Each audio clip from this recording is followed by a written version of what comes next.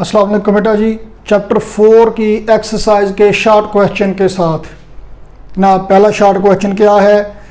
A person holds a bag of groceries जनाब, kitchen की item जनाब, नून मिर्चा जनाब, दलिया या किचन का सामान जनाब, शॉप जनरल जो घर की किराने का सामान है वो जनाब, बैग थैला शॉपर पकड़े खड़ा है जी। और वो खड़ा हुआ है टॉकिंग टू अ फ्रेंड, दोस्त के साथ बातें कर रहा है। और इसी तरह से एक कार है तो जनाब स्टेशनरी है, साकन खड़ी हुई है, इंजन रनिंग कंडीशन में है। दोनों केस वर्क के पॉइंट ऑफ व्यू से दोनों सिचुएशन कैसे सिमिलर हैं ना, दोनों में डिस्प्लेसमेंट नहीं हो रहा। और जब डिस्प्लेसमेंट नहीं हो रहा तो इसका मतलब है कि वर्क भी नहीं हो रहा, मैक्रोस्कोपिकली वर्क इनमें नहीं हो रहा है, तो चूंकि डिस्प्लेसमेंट ही नहीं हो रहा। चलिए जनाब, फिर लो जी, पहला शॉर्ट क्वेश्चन खत्म भी हो गया।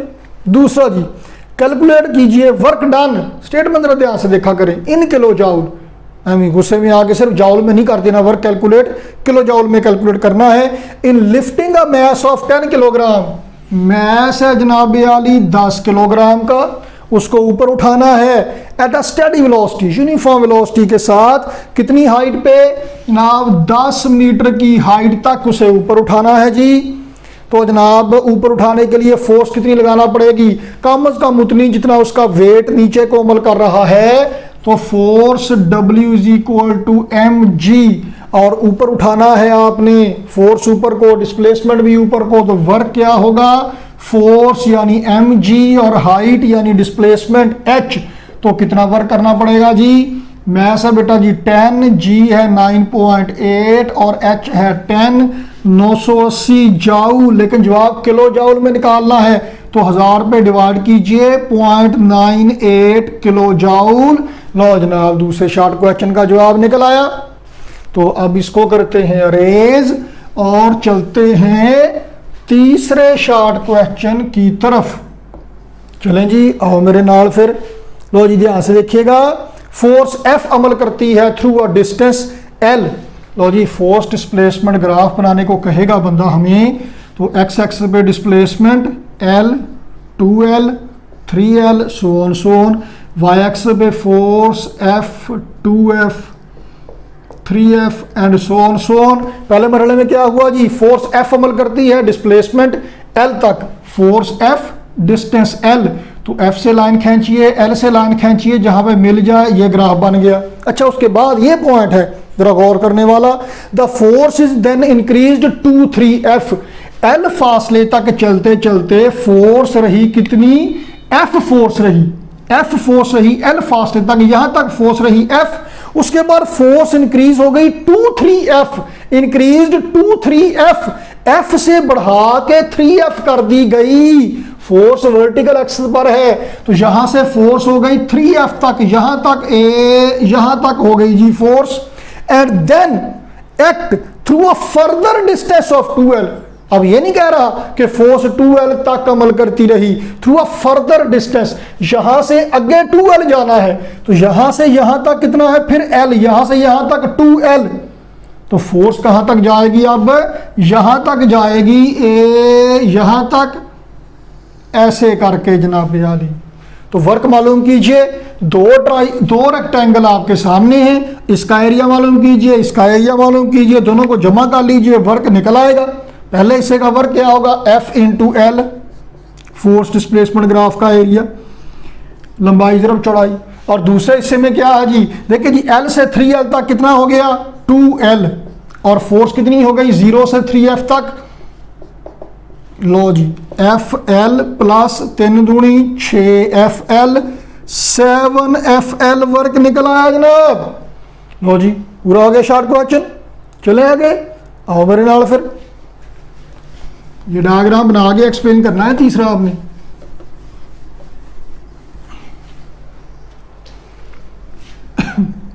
लो जी, चौथा शॉर्ट क्वेश्चन कहता, इन which case more work done, किस केस में ज्यादा वर्क होगा? देखें जी, पहला case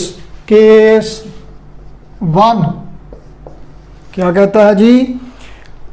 When 50 kilogram bag of books is lifted through 50 centimetre, 50 kilogram mass है जनाब और उसको उठाया गया है कितनी हाइट तक?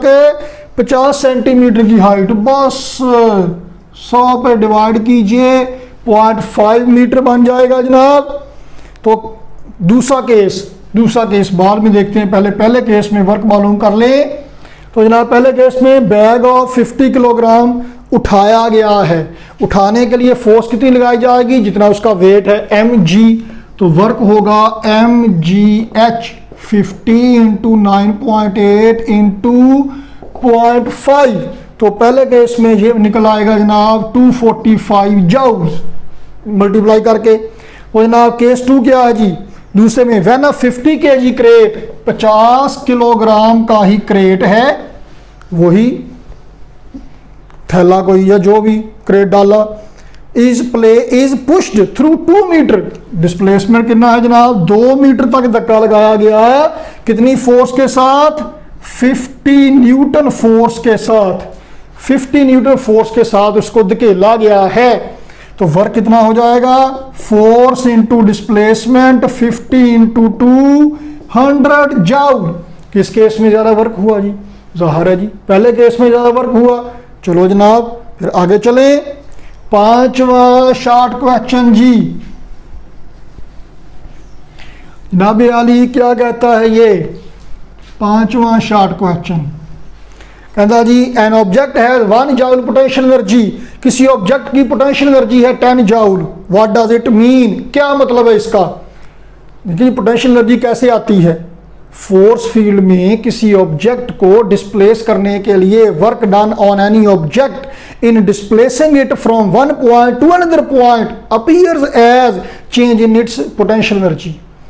तो अगर किसी ऑब्जेक्ट के पास 1 जूल पोटेंशियल एनर्जी है तो इसका मतलब है कि फोर्स फील्ड में 1 जूल वर्क करके उसे डिस्प्लेस कराया गया है। And now it has the ability to do 1 joule work.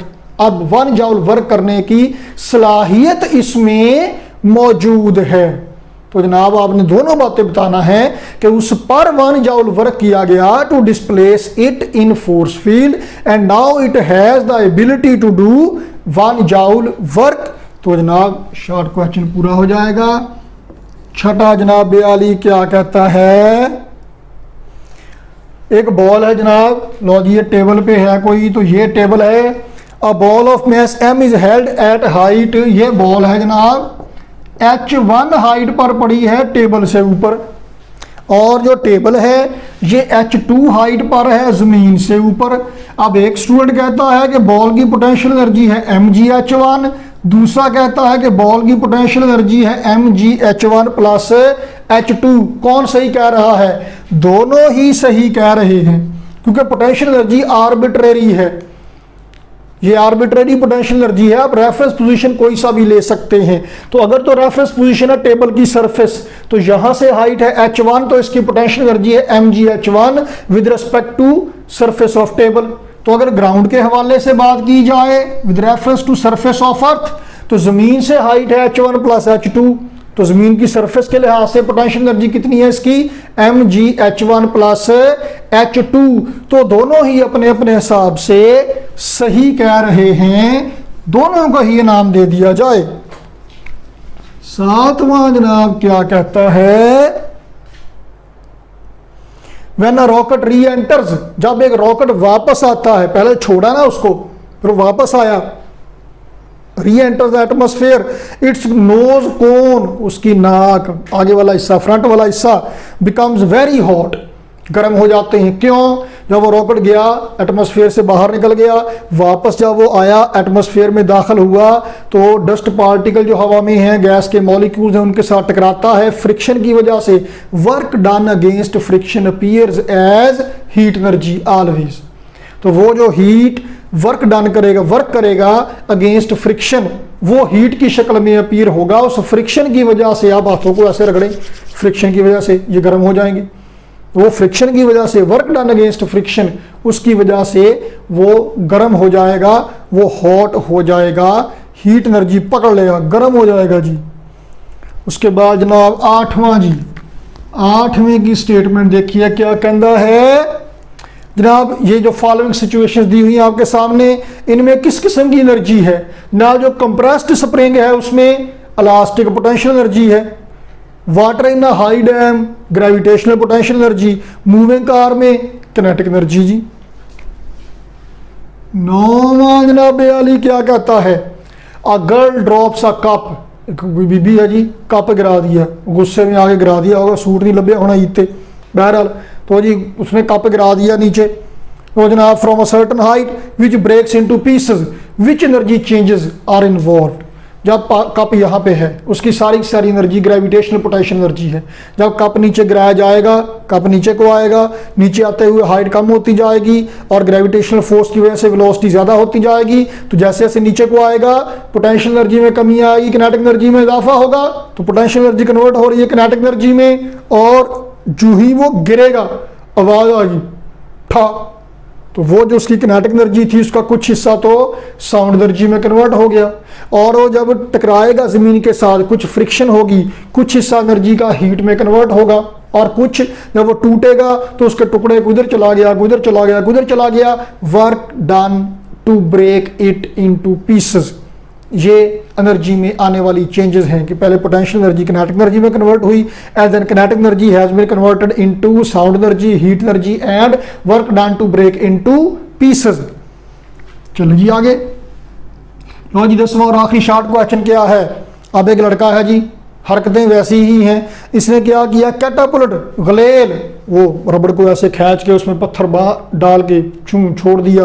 जब रबड़ को खींचा तो इलास्टिक पोटेंशियल एनर्जी है उसमें, जो ही छोड़ा उसने पोटेंशियल एनर्जी पत्थर को मिली, वो चला गया, अब वो मूव कर रहा है, उसकी है किनेटिक एनर्जी, और उसने accidentally smashes green house window, green house है कोई नर्सरी वालों का, उसकी विंडो शीशे की बनी है, तोड़ दी। तो जब वो पत्थर की किनेटिक एनर्जी है, जब वो जा रहा है, elastic potential energy kinetic energy में कन्वर्ट हुई, और वो किनेटिक एनर्जी जो ही जाके शीशे को तोड़ेगा आवाज़ आएगी, वो साउंड एनर्जी में, किनेटिक एनर्जी साउंड एनर्जी में कन्वर्ट हुई, और टकराया, कोलिजन हुई, फ्रिक्शन हुई, कुछ थोड़ी बहुत हीट पैदा होगी, और उसके बाद वो टूटा, पीसेस उसके इधर उधर गिर गए। तो जनाब work done to break it into pieces, तो वही एनर्जी चेंजेस वही हैं 9वें और 10वें शॉर्ट क्वेश्चन में एक जैसी हैं। 9वें में लड़की ने कप गिराया था, वो कप की इलास्टिक पोटेंशियल कप की ग्रेविटेशनल पोटेंशियल एनर्जी थी, लड़के ने गुलेल से खींचा है, उसकी इलास्टिक पोटेंशियल एनर्जी है, बाकी वही किनेटिक एनर्जी में कन्वर्ट हुई, और वो किनेटिक एनर्जी कन्वर्ट हुई किसमें, sound energy, heat energy and work done to break it into some pieces. वो जनाब ये एनर्जी चेंजेस हो गई जब वो ग्रीन हाउस की विंडो तोड़ेगा। शॉर्ट क्वेश्चन खत्म हो गए, अगली वीडियो के साथ हम अब न्यूमेरिकल शुरू करेंगे, तो तब तक के लिए अल्लाह हाफिज़।